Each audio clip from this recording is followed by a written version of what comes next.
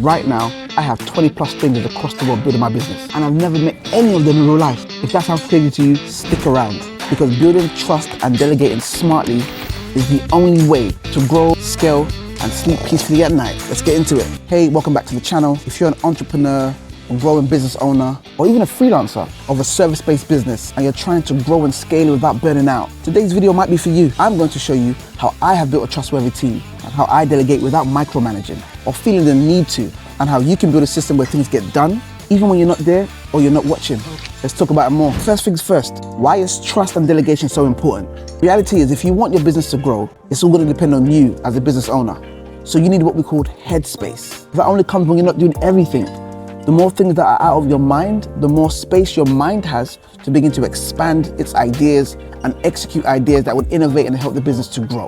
And the reality is, only being able to trust those you're giving stuff over to is the only way you're going to be able to let go. Letting go frees your mind to strategize, to partner with others, which eventually lets you scale. If you are mentally stuck and mentally full, your business will be practically stuck. You'll be stuck in the same cycle, the same process, and in the same place. The moment I began entrusting everything to my team, that's the moment things shifted and I began to grow much faster. So it's kind of important to understand that in order to delegate, you need to trust, because you can't grow if you're doing everything yourself. I can't emphasize that anymore, and I think we know deep down, but too many of us are scared to build a team and delegate tasks. I'll do it myself. So let's talk about building that trust. Now, to me, there are two types of trust you have to build. Number one is the trust that they won't do you dirty, and number two is the trust that they'll actually do a good job. And I want to talk about both of those today. So what do I mean when I say trust that they won't do you dirty?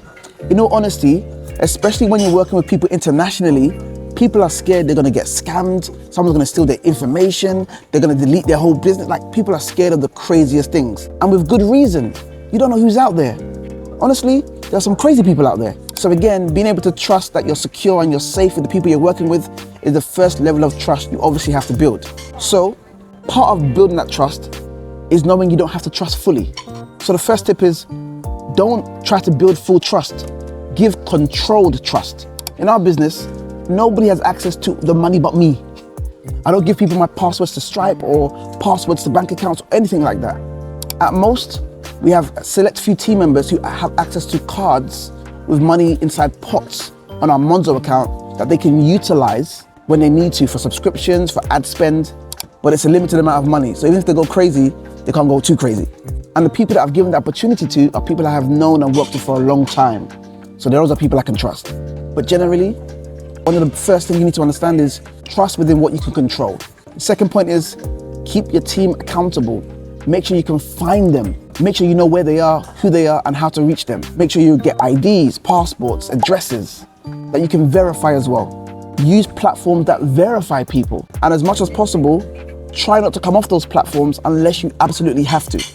So Fiverr, Upwork, things like that are great to use because they've usually vetted most people. Have a traceable, legal, or at least documented connection with all the people that we work with who are part of the African Remote Professionals Network.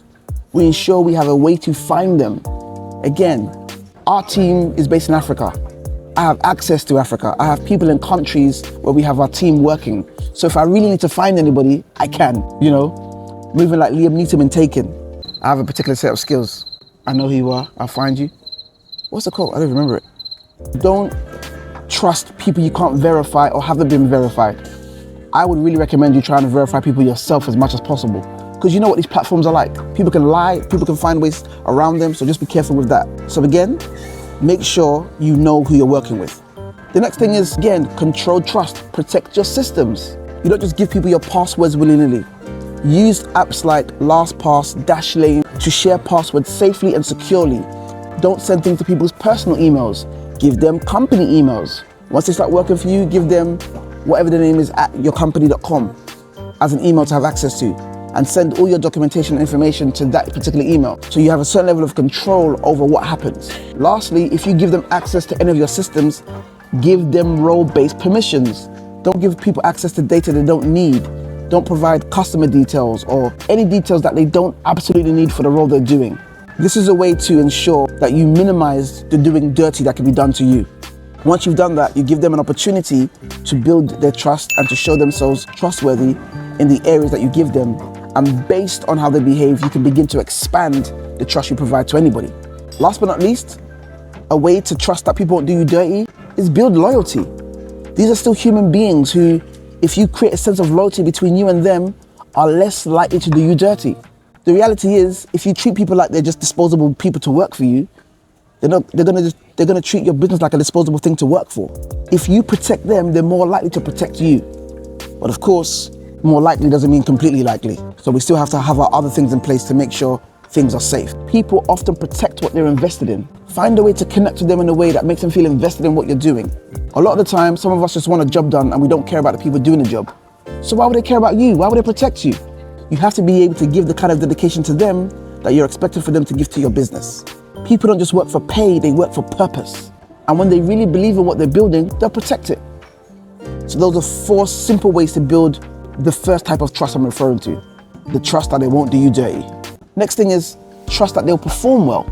That's a performance trust. That can be done in many ways. Again, you still have controlled trust in this. You don't just trust freely and openly with relying on people to be good human beings. With all you're doing, you want to be aware that people are still people. So you put things in place to stop them from being tempted to be bad.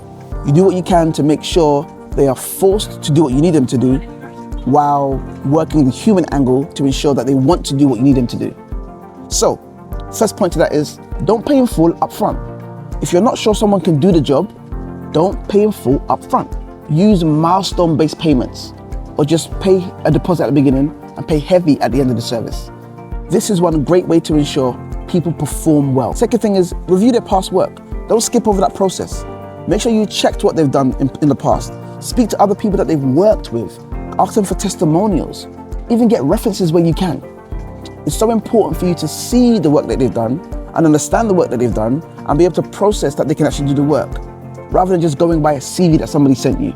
The next point is use a trial period or probation period to find out how well people work. We have a 2 to 3 week test period for everybody we hire for our clients, so that our clients can see if they're a good fit and if they're happy with the work that they do. That process is baked in so that our clients can trust the people that we bring to them and know that they can do a good job when they work in their business. The next point puts it back on you guys, puts it back on us. Success in someone's job also depends on the structure we put in place. We have to make sure instructions are clear, systems are documented, and there's clear KPIs and feedback cycles.